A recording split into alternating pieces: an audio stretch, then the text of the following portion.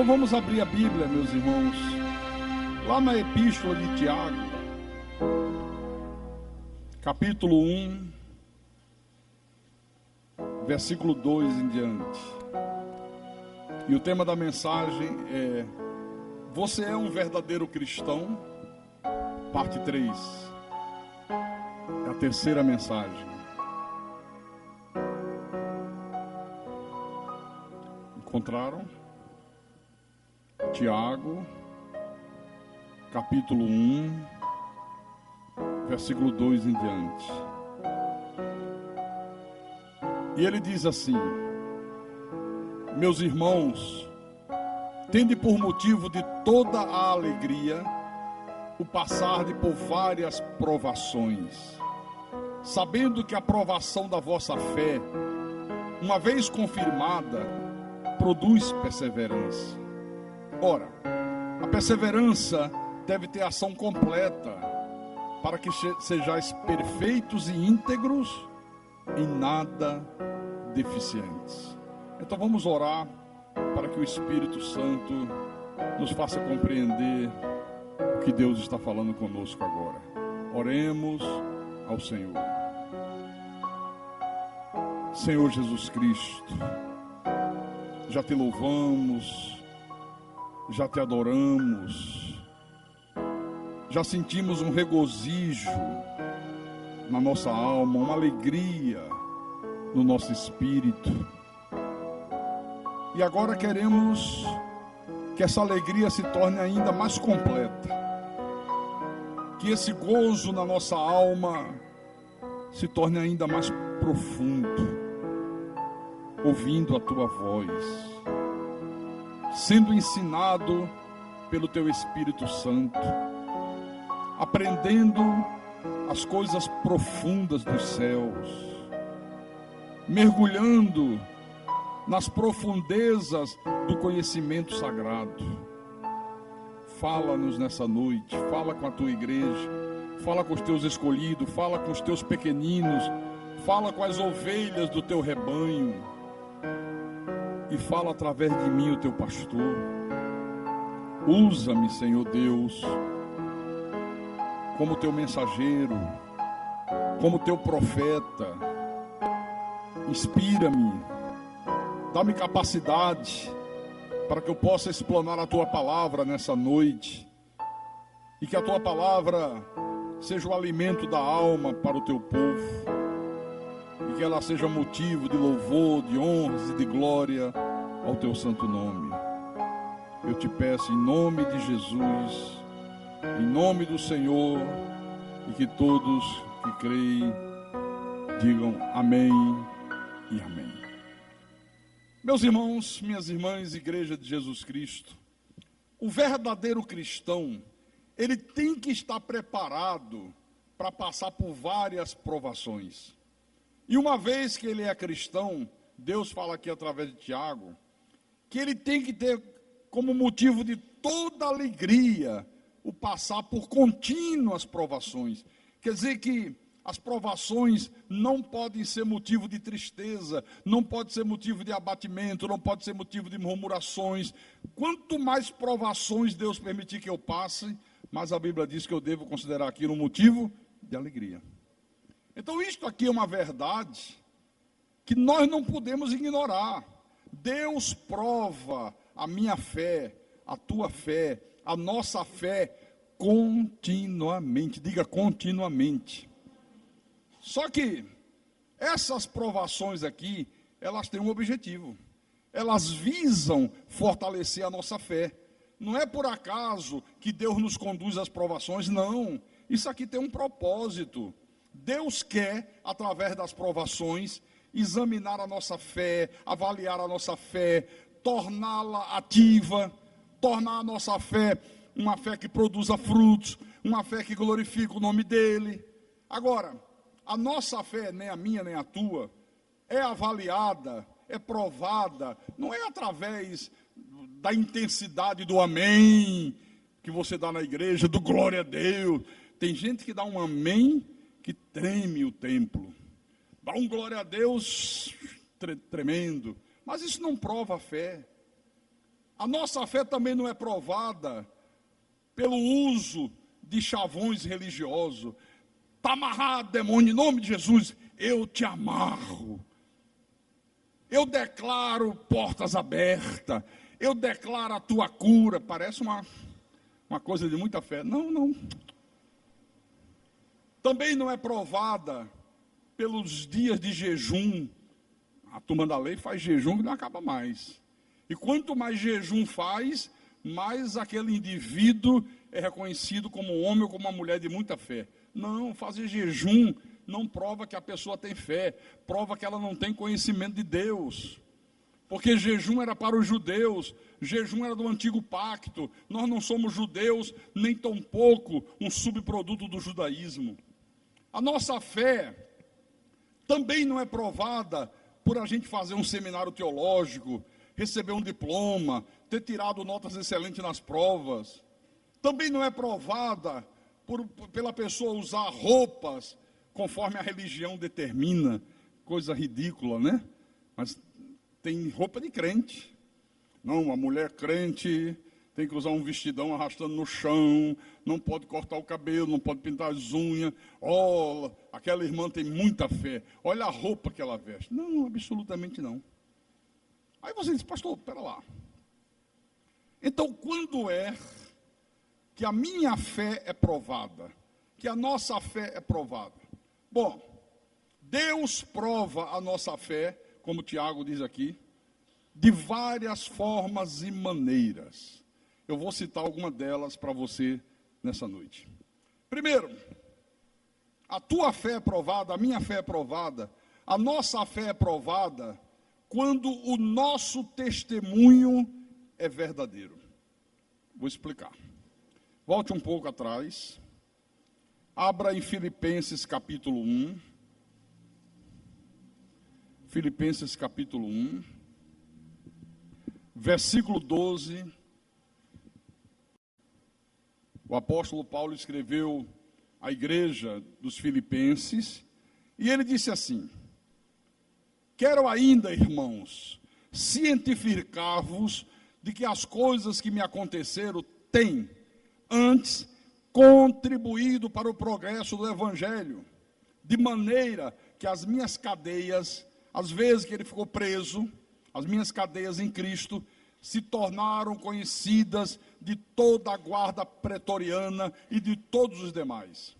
E a maioria dos irmãos, estimulados no Senhor por minhas algemas, ousam falar com mais desassombro a palavra de Deus. Quer dizer que Paulo está dizendo que as prisões dele, os sofrimentos dele, tudo que ele passou na vida de uma forma negativa, sofrida, serviram de testemunho do Evangelho em toda a guarda pretoriana e das demais pessoas. Foi um testemunho do Evangelho.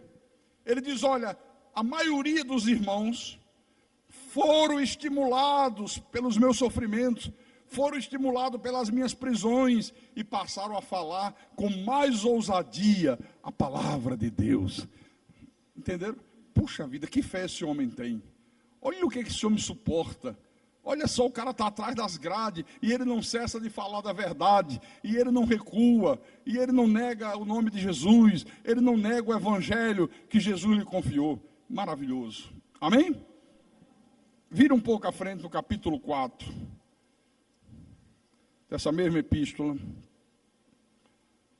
Capítulo 4, versículo 9. Ele diz, o que também aprendestes e recebestes e ouvistes e vistes em mim, isso praticai, e o Deus da paz será convosco. Eles olham o que vocês viram em mim, o que vocês ouviram de mim, o que vocês receberam, pratiquem isso, coloquem em prática, e o Deus da paz vos será convosco. Você sabe qual é o problema? É que tem muita gente que está dentro da igreja de Jesus e finge ter testemunho, finge sofrer por Cristo, finge que é uma pessoa que se doa em favor da obra, mas na realidade só finge. Só finge. É tudo uma grande hipocrisia. a pessoa não tem testemunho, a pessoa não se dá, a pessoa não sofre por Cristo, a pessoa não se doa, a pessoa não faz nada em favor da obra, ela só finge que faz tudo isso. Então a igreja está cheia de pessoas que têm jeito de cristão, cara de cristão, confissão de cristão, mas o testemunho é uma verdadeira desgraça. É uma verdadeira desgraça. Olha, o testemunho do cristão tem que ser um testemunho verdadeiro. Pastor, como é que a gente faz para saber se o testemunho de alguém é verdadeiro?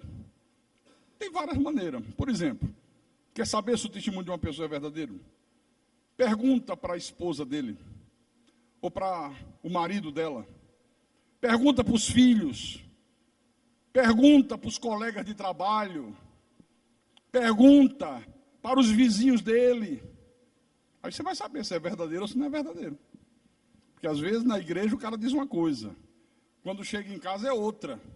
Na igreja parece um santo, só falta as asinhas para sair voando igual anjo. Quando chega em casa é um péssimo pai, é uma péssima mãe, fala palavrão à torta e à direita. Chega no trabalho, é um péssimo patrão, trata mal os empregados, explora o trabalhador. Às vezes é uma pessoa que compra e não paga, mente, dissimula. Então, uma pessoa assim é uma pessoa que tem um testemunho falso, um testemunho mentiroso, um testemunho hipócrita. Então é fácil de você checar, é fácil de você avaliar. Porque, irmãos, olha, em todas as áreas da vida, em todos os nossos relacionamentos, a nossa fé estará sendo provada. Mas é provada mesmo, não duvide disso.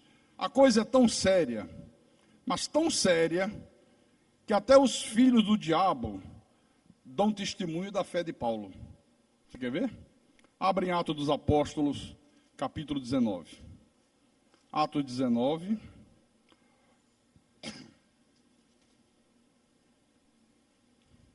Versículo 11 em diante. Diz assim: e Deus, pelas mãos de Paulo, fazia milagres extraordinários, a ponto de levar aos enfermos lenços e aventais do seu uso pessoal, diante dos quais as enfermidades fugiam das suas vítimas e os espíritos malignos se retiravam. Deixa eu explicar isso aqui. As enfermidades fugiam das pessoas, as pessoas eram curadas, e os espíritos malignos se retiravam. Porque quando uma pessoa era portadora de uma doença, que não tinha um diagnóstico médico, que a ciência médica não tinha um remédio para aquilo, nenhum remédio dava jeito, os judeus diziam que aquela pessoa era possessa de um espírito maligno. Então, até os que eram desenganados da medicina eram curados, por isso que eles fazem a distinção, né? As enfermidades fugiam, as doenças normais, e os espíritos malignos se retiravam. Até os que tinham doenças incuráveis também eram curados. Versículo 13.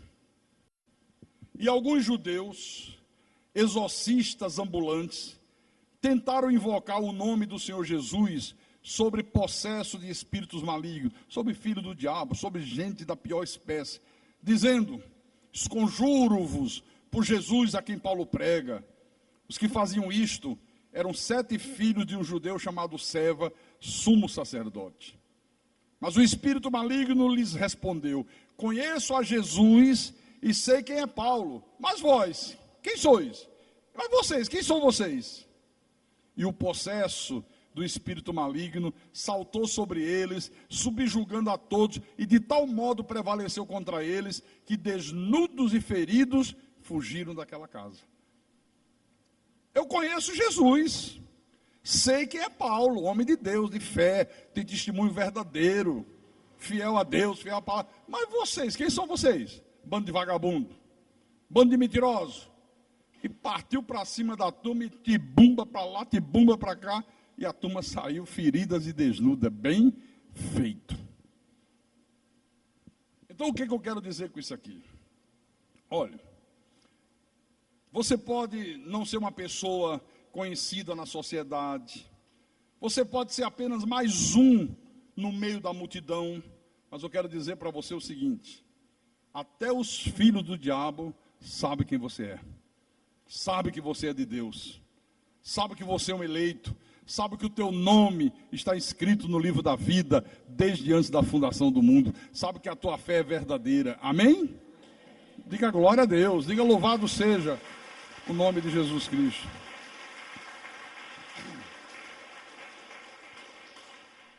Segundo lugar, a nossa fé é provada quando nós doamos.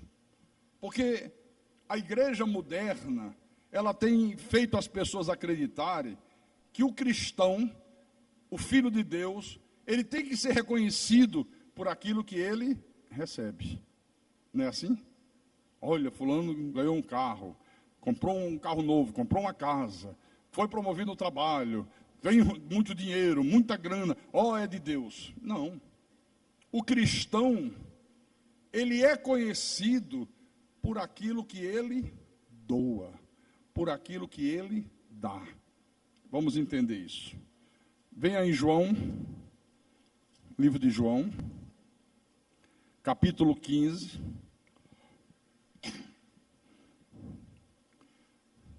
Porque se for pelo que recebe, então, meu irmão, o Papa é cristão. Os traficantes de drogas também são. Tem dinheiro, moram em mansões, tem aviões, tem tudo, né? Quanta gente você conhece nesse mundo que tem riquezas espetaculares, nunca passaram nem na porta de uma igreja. Então, não é por aí. Então, João capítulo 15, versículo 8.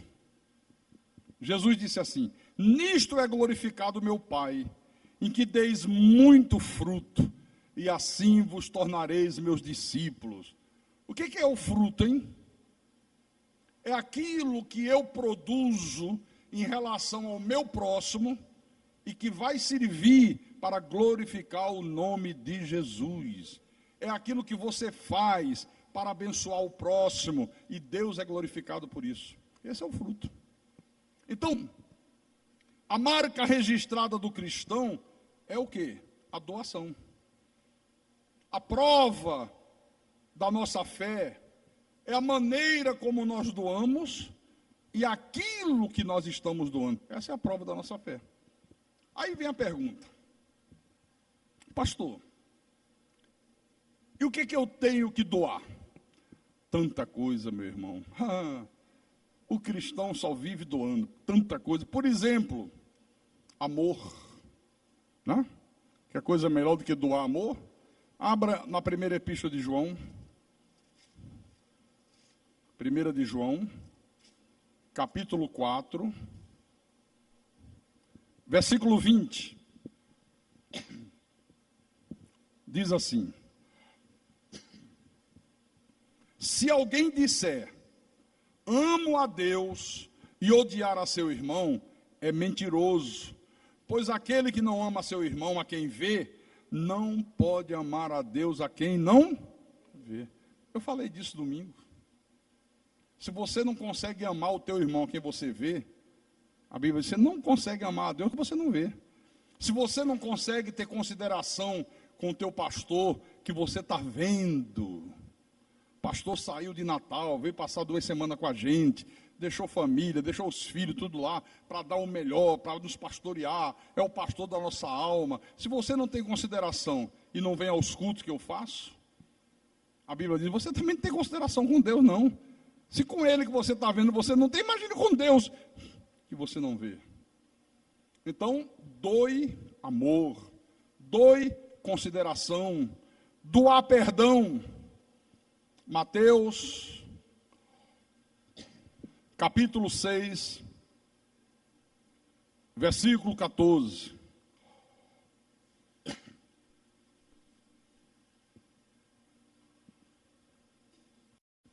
Jesus diz, porque se perdoardes aos homens as suas ofensas, também vosso Pai Celeste vos perdoará. Então, é boa coisa doar perdão, doar misericórdia. Mateus capítulo 5, versículo 7, no Sermão do Monte, Sermão das Bem-aventuranças, ele diz: bem-aventurados os misericordiosos, porque alcançarão o quê? Misericórdia. Então, quando você doa, você está provando que você é cristão de verdade. Você prova a tua fé quando você doa amor, quando você doa carinho, consideração, quando você doa perdão, quando você doa misericórdia. Tudo isso são coisas que nós temos que doar. Mas tem uma outra coisa aqui, que só o cristão de verdade é capaz de doar, que é doar finanças. Olha, doe finanças. Vou explicar. Gálatas, capítulo 6, versículo 7.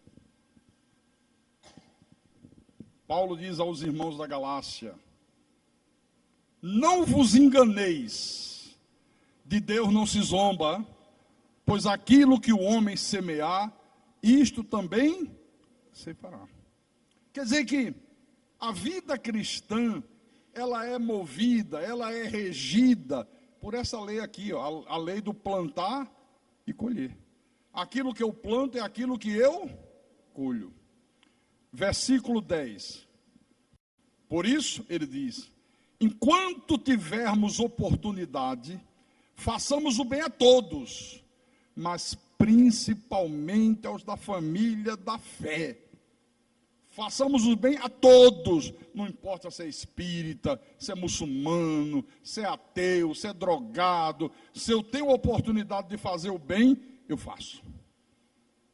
Mas principalmente aos da família da fé. Amém?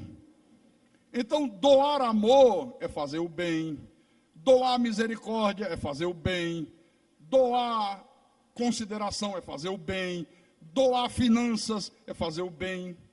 Isso é uma coisa tão séria, mas tão séria, que Tiago, o irmão na carne de Jesus, no capítulo 4 da sua epístola, no versículo 17, veja o que ele diz.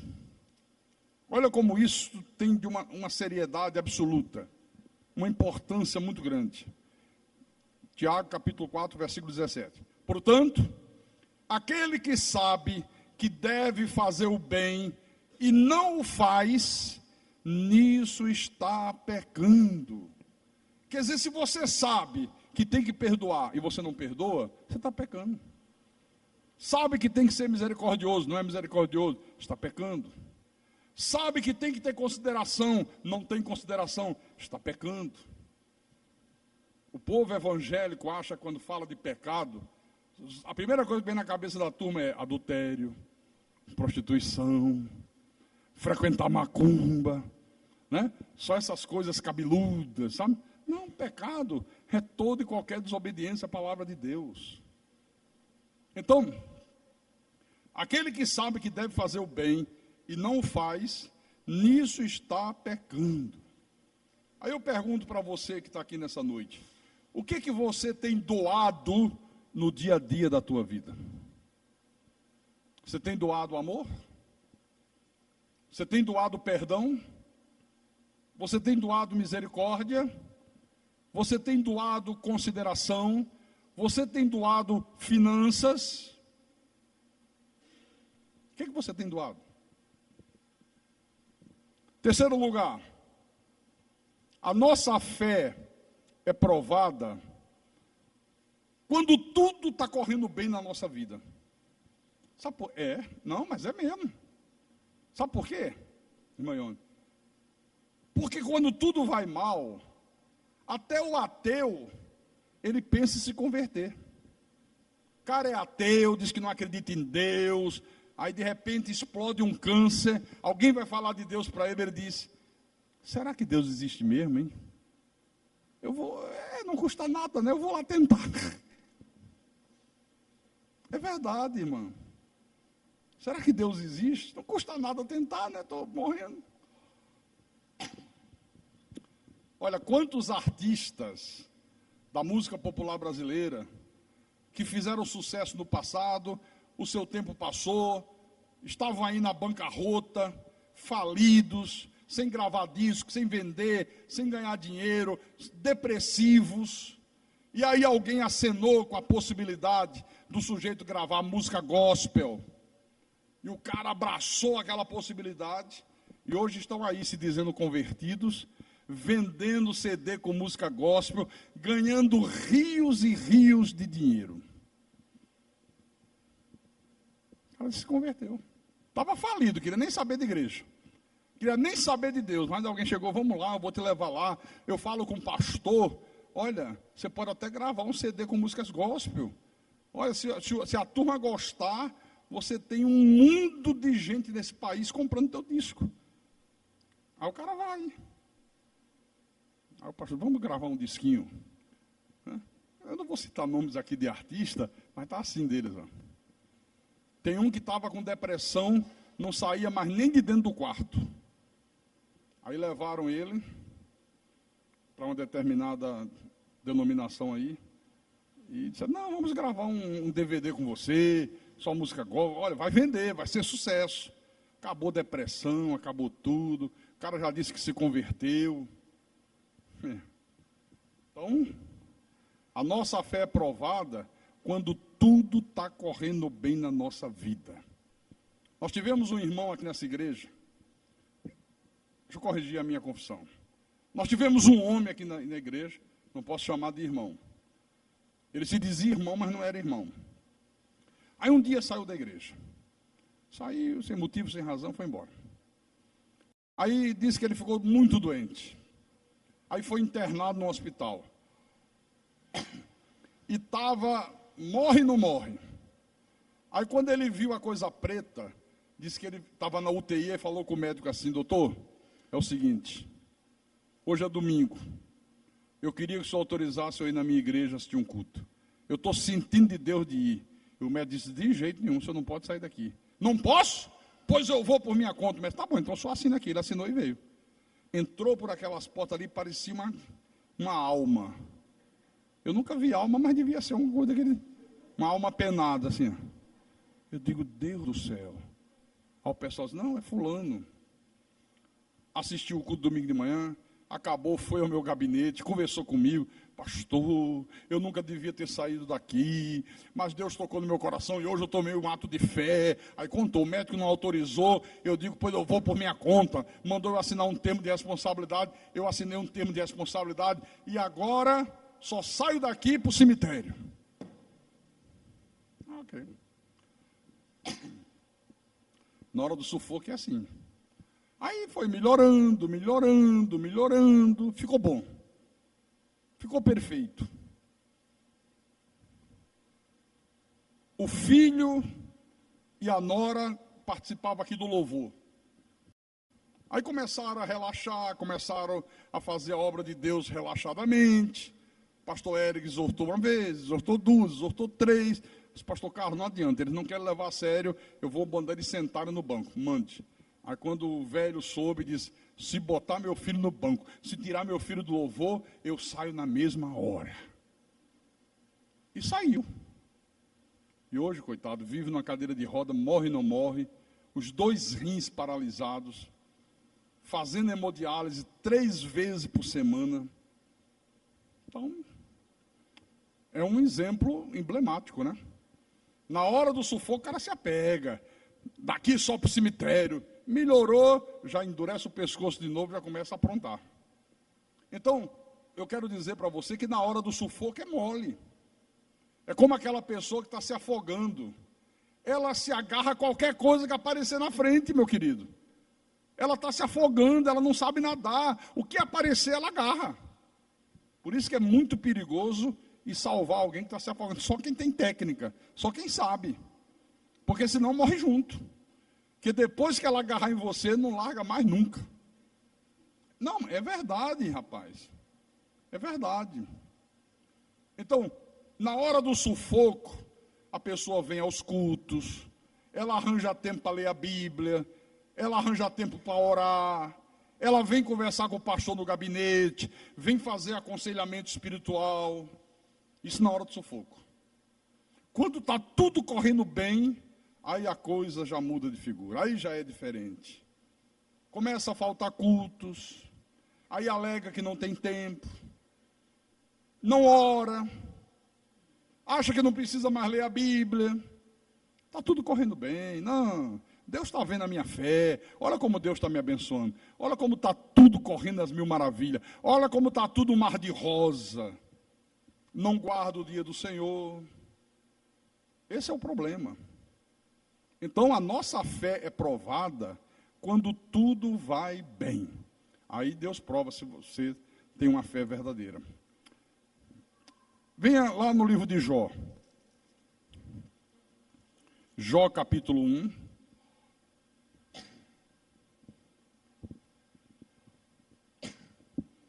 Versículo 15.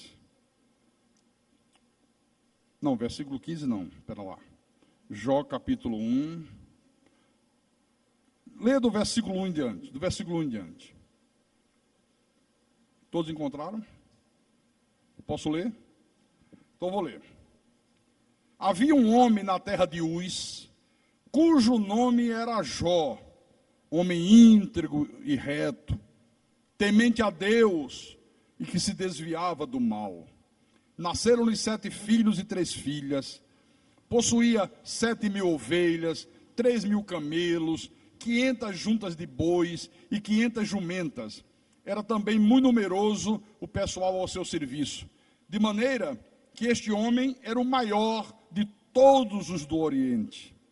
Seus filhos iam às casas um dos outros e faziam banquetes, cada um por sua vez, e mandavam convidar as suas 3 irmãs a comerem e beberem com eles.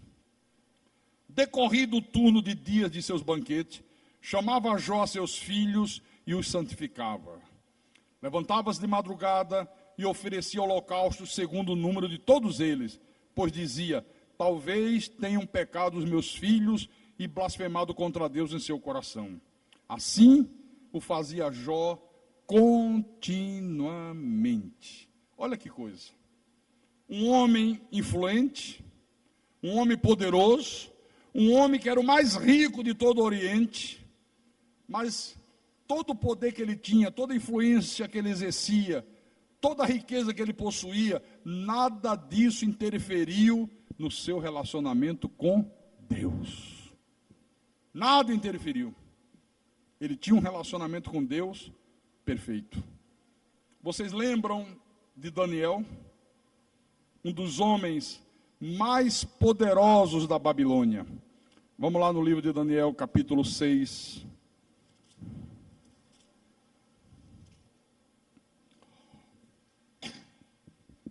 Versículo 10. Um homem influente, um homem que tinha um poder extraordinário na Babilônia. Viu? Aí um dia, o rei assina um decreto proibindo qualquer pessoa da Babilônia de fazer oração a qualquer Deus, a não ser ao rei. O rei é que era Deus. E se alguém desobedecesse, ia ser jogado dentro da cova do leão para virar comida de leão. Aí vem agora o versículo 10. Daniel, pois, quando soube que a escritura estava assinada, entrou em sua casa, e em cima no seu quarto, onde havia janelas abertas do lado de Jerusalém, 3 vezes por dia se punha de joelho e orava e dava graças diante do seu Deus, como costumava fazer. Um homem influente. Esse homem foi primeiro-ministro de 3 imperadores da Babilônia. Aqui, quando ele estava por cima, veio um decreto, ele tinha tudo a perder. Eu disse: eu não vou obedecer isso aí não. Eu vou fazer o que eu sempre fiz. nada vai interferir no meu relacionamento com Deus. Hoje o cara tem uma microempresa e diz que não tem tempo de vir para a igreja. E esse homem aqui? Super ocupado. Dá para você imaginar a responsabilidade que pesava sobre os ombros de Daniel? Mas nada disso atrapalhava em nada a sua vida espiritual. 3 vezes ao dia, ele largava tudo e ia na casa dele.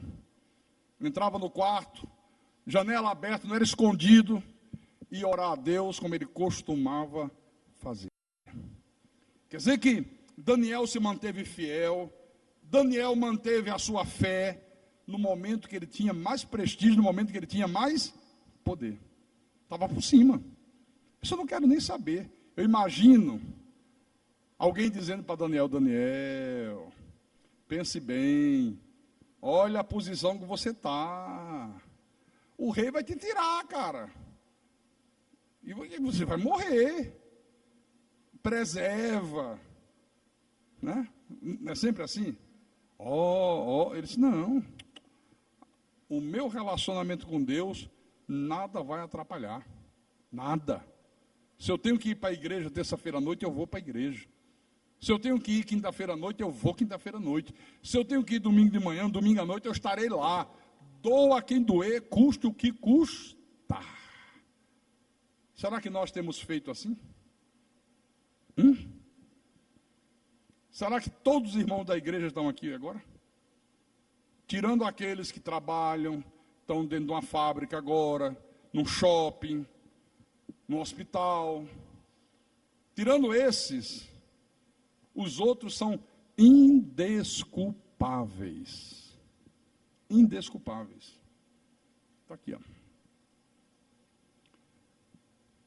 Eu lembro também de Davi, o rei mais poderoso de Israel. Davi era um homem riquíssimo. Só a oferta que esse homem deu para ajudar na construção do templo, o dinheiro dele, pessoal, particular, equivalia nos dias de hoje a um valor de 8 bilhões de dólares. Nos dias de hoje. Viu? Vou mostrar. 1 de Crônicas, capítulo 29. Versículo 1. Pode procurar que eu espero. 1 de Crônicas.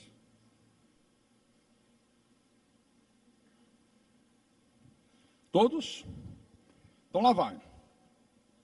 Disse mais o rei Davi a toda a congregação: olha, Salomão meu filho, o único a quem Deus escolheu Salomão para construir o templo, né?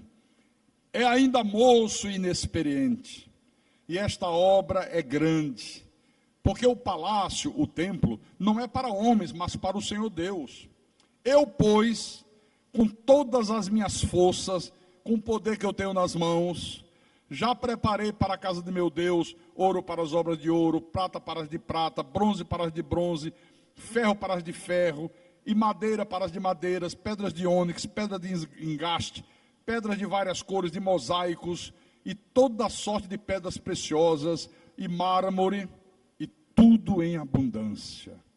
Ele disse: olha, com toda a minha força, com todo o poder que eu tenho, eu sou o rei, eu posso destinar verbas para a construção do templo, e eu já fiz isso, já usei do meu poder, e já destinei tudo isso aqui, ó. Mas você dá aquilo que era do rei, não é mole, meu irmão. Mas Davi não fazia só isso. Olha o que ele diz no versículo 3.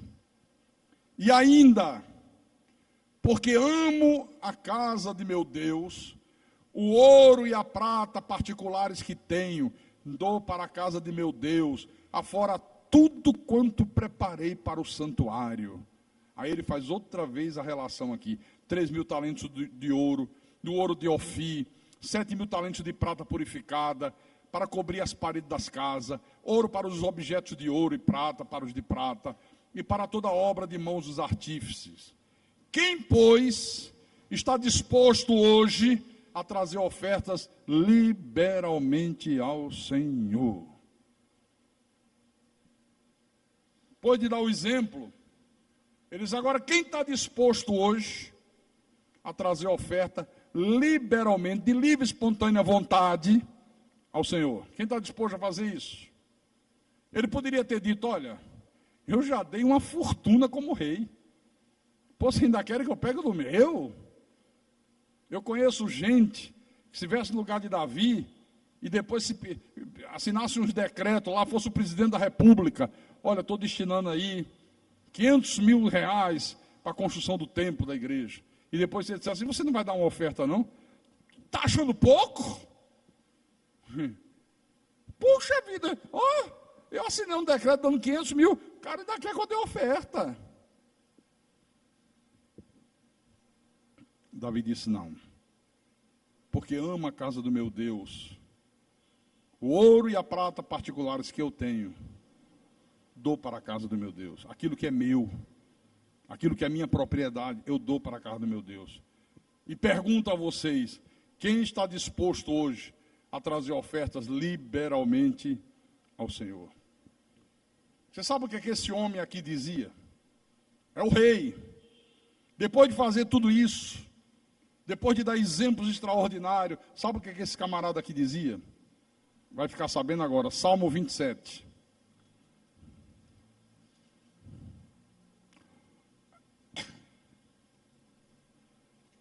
Versículo 4.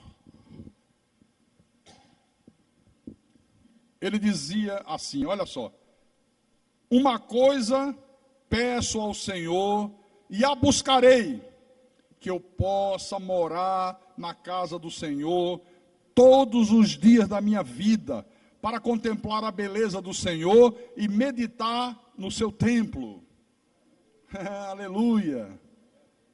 Peraí, pastor, mas Davi queria morar na casa de Deus? Não, essa expressão aqui, que eu possa morar na casa do Senhor, significa que eu possa estar presente em todos os cultos, em todas as celebrações. É uma coisa que eu peço a Deus, é que eu possa estar presente em todos os cultos. Quando você é frequentador assíduo, não falta culto, não aparece sempre alguém da família para dizer uma piadinha, porque não leva logo a cama. Não tem isso? Que não mora logo lá de uma vez? É nesse sentido aqui, ó. Uma coisa peço ao Senhor, e vou buscá-la de todo o coração, que eu possa morar na casa do Senhor todos os dias da minha vida, para contemplar a beleza do Senhor e meditar no seu templo. Quer dizer que Davi entendia que era no templo que ele devia buscar a orientação de Deus para todas as áreas da vida dele. Era esse o entendimento de Davi. Então veja bem, não é o dinheiro, não é a posição que você tem, não são as responsabilidades que vão servir para atrapalhar o nosso relacionamento com Deus. Não deixe nada atrapalhar o teu relacionamento com Deus. Agora tem gente que, enquanto está por baixo, se apega a Deus, clama, ora, não falta cultos, é o primeiro a chegar na igreja. Só que quando ela prospera, muda da água para o vinho. A pessoa, quando ganhava pouco, dava o dízimo, recebia pagamento, primeira coisa que fazia era separar o dízimo do Senhor, dava oferta generosa, aí Deus começou a abençoá-la, começou a melhorar de vida, aí já não quer mais dar dízimo, diz que não pode ofertar porque comprou uma casa, eu comprei um carro, eu estou fazendo uma reforma, então esses meses agora eu não vou poder ajudar a igreja. Deixa eu fazer uma perguntinha para vocês. Eu falei isso essa semana com o irmão Bosco. Você já viu alguém dizer assim: olha, a partir de hoje eu não vou mais pagar o aluguel da minha casa, ou então eu não vou mais pagar o colégio do meu filho, ou então, olha, a partir de hoje eu vou ficar sem fazer compra de comida, porque comprei um carro. Já viu? não vou pagar aluguel, não vou pagar colégio, porque eu estou fazendo uma reforma no meu apartamento. Você nunca viu isso aqui. Por quê, hein? Porque a pessoa sabe que não pode fazer isso. Ela sabe que ela não pode fazer isso. Agora, na obra de Deus, irmãos, acontecem coisas verdadeiramente absurdas. A pessoa ganhava um salário mínimo, dava R$ 50 de oferta. Deus prosperou, a pessoa começou a ganhar mais dinheiro, foi recebendo aumento, foi recebendo promoção, chegou a ganhar R$ 3.000. Continua dando os mesmos R$ 50 de oferta. Acontece. Então, eu quero ver a pessoa ser fiel a Deus quando está por cima. Porque quando a pessoa está por baixo, ela ora a Deus: Senhor, eu queria tanto que o Senhor me desse um automóvel. Olha, Jesus, se o Senhor me der um automóvel, eu prometo que vou usar esse automóvel para a tua obra. Aí Deus, pimba, dá o automóvel para ela. Aí no primeiro mês, ela fica perguntando: olha, eu moro na Barra do Ceará, quem mora por aquele lado? Olha, eu moro um pouco antes, ali, vamos comigo, eu vou, é o meu roteiro, eu deixo vocês em casa. Olha, domingo de manhã, se quiser me esperar, espera aqui que eu estou passando, e vou levando, aí vem, é uma beleza. No segundo mês, aos irmãos: e aí, irmão, tudo certo? Rapaz, não vai dar hoje não, que eu tenho um compromisso, sabe?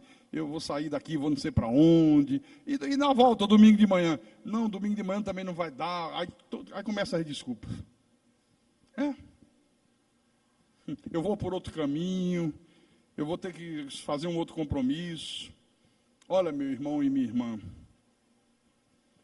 você hoje está aqui, você hoje é um empresário, é um comerciante, talvez um médico, um engenheiro, um advogado, um profissional liberal qualquer, porque Deus quis assim. Porque Deus quis assim. Você é o que você é. Você chegou onde você chegou, simplesmente graças a Deus. Porque é Deus que está no controle de tudo. Foi Deus que te abriu portas. Foi Deus que fez você se formar na faculdade, ter um diploma. Foi Deus que fez você comprar uma casa, comprar um carro, ser um profissional competente, ser um comerciante bem-sucedido, ser um empresário. Tudo foi Deus.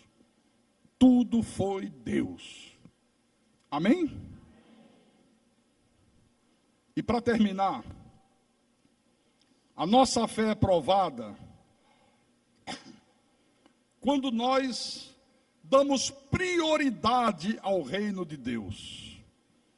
Isso é uma coisa muito importante. Você sabe que todo ser humano, de uma maneira geral, tem uma escala de valores. Todos nós temos. Aquilo que tem mais valor, aquilo que tem menos valor. Então, aquilo que nós priorizamos é exatamente aquilo que a nossa vida vai dar prioridade. Aquilo que você prioriza é exatamente aquilo que a tua vida vai dar prioridade. Essa é a verdade, não se iluda, porque ninguém pode enganar Deus, essa é a realidade. Quando nós damos prioridade a buscar o reino de Deus, nós estamos dizendo o quê? Que dependemos de Deus, que nos submetemos a Deus, que reconhecemos que Deus é o nosso socorro bem presente, que Ele é a provisão de cada uma das nossas necessidades, que Ele tem o melhor para nossas vidas. Agora, o que é priorizar o reino de Deus? O que é isso? Quando você participa do louvor, eu já disse aqui, olha, eu tolero que você chegue atrasado terça-feira à noite, quinta-feira à noite. Porque muitos de vocês vêm do trabalho, mesmo quem vem de casa, o trânsito dessa cidade está um inferno. Ou coisa desagradável andar em Fortaleza de carro. está insuportável. Simplesmente insuportável. Então eu sei que é natural você largar do trabalho, ou sair de casa e pega engarrafamento. São coisas que você não tem como fugir. Então, está chegando na igreja 7h20, 7h30, o louvor já começou, está entrando. Eu entendo, perfeitamente entendo. Mas eu não tolero que domingo de manhã a pessoa chegue atrasada no louvor da igreja. Domingo à noite, aí não tem desculpa, meu irmão. Então essa pessoa não está priorizando o reino. Porque o louvor é a preparação para que a semente seja plantada. É como você preparar a terra. Primeiro tem que preparar a terra, para depois semear a semente.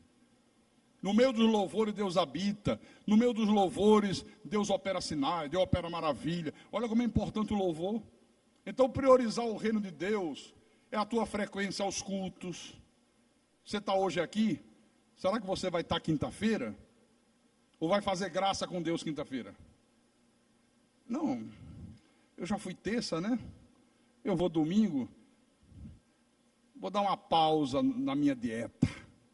Como se fosse dieta, que a gente brinca.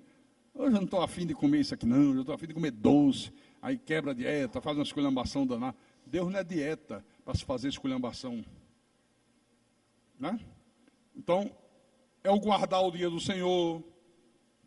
São as nossas ofertas generosas. São os nossos dízimos. É o evangelismo. É a doação do nosso ser em prol da obra de Deus, em prol do reino. Porque se você não louva, se você falta culto, se você não guarda o dia do Senhor, se você dá o pior do teu tempo para Deus, dá o pior do teu talento para Deus, o pior do teu dinheiro para Deus, então Deus não é prioridade na tua vida. Mas não é mesmo. Tem gente que por qualquer coisa deixa de vir aos cultos. O pastor estava pronto para vir, mas chegou uns amigos lá em casa. Ah, é? Quer dizer que os teus amigos são mais importantes do que Deus? Pastor, chegou a minha mãe que eu não via há 10 anos. Ah, é? Mamãe, que prazer, que saudade, ou coisa boa. Estou indo para a igreja. Vamos para a igreja. Ah, meu filho não quer saber de igreja, não quer não? Então está aqui, deixa eu abrir a porta, fica aqui, a casa é sua. Daqui a 3 horas eu estou de volta. Não, mas é mesmo, querido. É verdade. Por qualquer coisa deixa de ler a Bíblia. Por qualquer coisa deixa de ofertar. Por qualquer coisa o reino de Deus passa para segundo lugar, passa para terceiro lugar, passa para último lugar. Não pode ser assim, irmão. Deus não aceita ser segundo lugar na vida de ninguém. Deus não abre mão de ser primeiro lugar. Deus quer ser honrado. E Ele diz, aos que me honram, eu honrarei. Os que me desprezam, serão desmerecidos. Então, quando você dá prioridade ao reino de Deus, olha, Deus dá prioridade para a tua vida também. E a primeira coisa que Deus faz é suprir aquelas necessidades básicas da vida. Comida, bebida, vestuário. Mateus capítulo 6, Jesus diz isso. Marque aí na tua Bíblia. Mateus capítulo 6, versículo 25. Por isso vos digo, não andeis ansiosos pela vossa vida, quanto ao que haver de comer ou beber, nem pelo vosso corpo, quanto ao que haver de vestir. Não é a vida mais do que o alimento e o corpo mais do que as vestes? Aí no versículo 33 ele diz, buscai, pois, em primeiro lugar, o seu reino e a sua justiça, e todas estas coisas vos serão acrescentadas. Aleluia. Mas tem mais. Romanos 14. Romanos capítulo 14, versículo 17. Paulo diz, porque o reino de Deus não é comida nem bebida, mas justiça e paz e alegria no Espírito Santo. Você estava percebendo? Aquelas coisas que as pessoas nesse mundo mais almejam, o reino de Deus tem. O que as pessoas mais buscam hoje? Justiça, paz, alegria, né? Olha, Paulo disse, isso é o reino de Deus, no reino de Deus tem tudo isso. Busca o reino. 1 aos Coríntios, capítulo 4, versículo 20.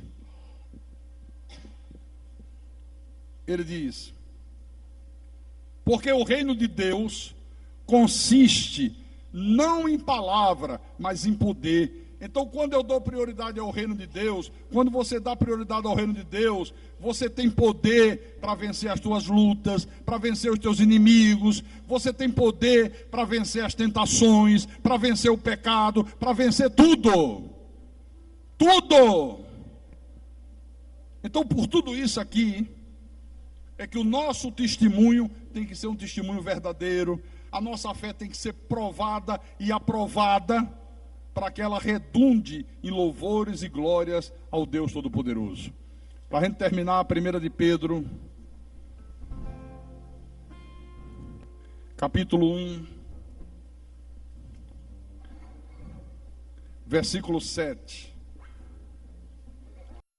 Pedro diz: para que, uma vez confirmado o valor da vossa fé, muito mais preciosa do que o ouro perecível, mesmo apurado por fogo, redunde em louvor, glória e honra na revelação de nosso Senhor Jesus Cristo. Aleluia!